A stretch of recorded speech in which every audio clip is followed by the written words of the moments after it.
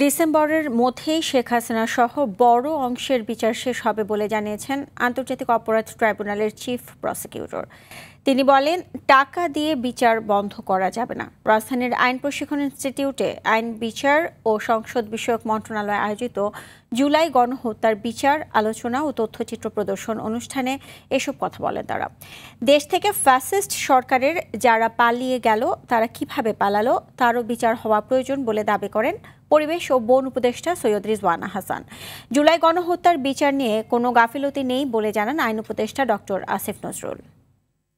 আমাদেরকে আমরা রাইট ট্র্যাকে আছি। আমরা পুরো এই স্ট্রাকচারকে আবিষ্কার করেছি। কারা এর সাথে ছিল সেটা জেনেছি। কারা মূল হোতা ছিল, কে স্বপ্নদ্রষ্টা ছিল, কে এক্সিকিউশনে ছিল, সবই আমরা পেয়েছি। এক এক করে সেগুলোর বিচার আমরা করে যাব।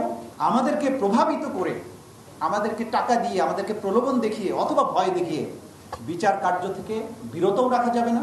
বিচার কার্যে কোনো আপোষ করারও সুযোগ কাউকে আমরা ইনশাল্লাহ দেব না।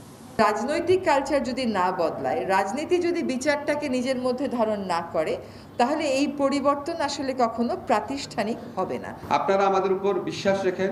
আমরা আমাদের দায়িত্বে বিন্দু মাত্র অবহেলা করি না, বিন্দু মাত্র না।